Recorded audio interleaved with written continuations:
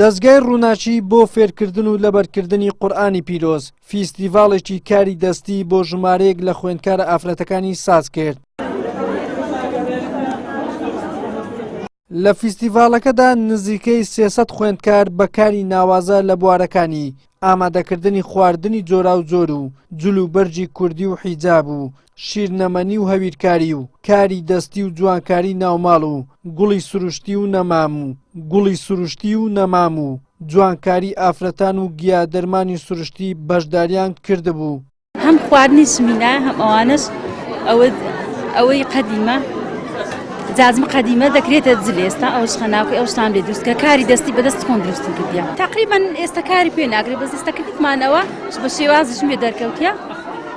گویتەوە جوانە و شەش فۆنکلۆری هەم ئێستاشە تێکەڵمەکرد. ئافرەتانی مولتەزم با بڵێ ئەوەی خەریکی قورئان خوێندنن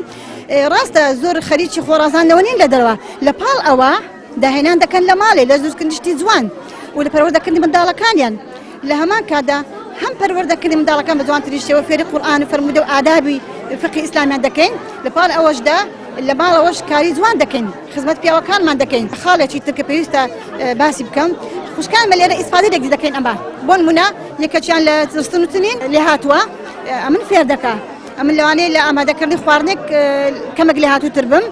خوشکەکەی تۆم فێر دەکەم لێرە. من بە کاری دەستی ئەشیای ناوماڵ جوانکاری مەتبەخ واروە ئەکسسوارات یافرەتان بەشداریم کردووە لەو شتانەی کە لە ماڵە پێویست نابێت بۆ منە جاجمە دووگوردەکە قەدیمە یاخود ئەو شتانەی کە لە مەتبەخ بەکاریان دێنی دووبارە بەکارمان هێناوەتەوە لە بۆی کە هەم ژینگەکەی بپارێزی هەمیش شکلێکی جوان بە ماڵەکەی بدات. شتێکی زۆر چاکە بە من ساڵان هەشتی و هەنوێ بکرێتەوە زۆر چاکە و هەم نەوەی نوێ ئیسفادەی دەکا و هەم دەزڕەنجینی داپیرەکانیشماوە دەردەکەی لەبەوە. بڕیار وایە فیستیڤاڵەکە بۆ ماوەی 3 ڕۆژ بەردەوام بێت و هاوڵاتیانیش دەتوانن لەو ماوەیەدا ئەو کەلوپەلانەی لە فیستیڤاڵەکە نمایش کراوە بیکڕن. سەرپەرشتیاری گشتی فیستیڤاڵەکەش ڕای دەگەنێت ئامانجیان لە سازکردنی فیستیڤاڵەکە دەرخستنی توانا و شارەزایی ئافرەتانی موسڵمانە وەڵامێکیشە بۆ ئەوانەی دەڵێن ئافرەتی موسڵمان ناتوانێت کاری ناوازە بکات. فیستیڤاڵی بەهاری بنکەی ڕووناچیە بۆ لەبەرکردنی قورئانی پیرۆز ساڵانە ئێمە لە دەستگای ڕووناچی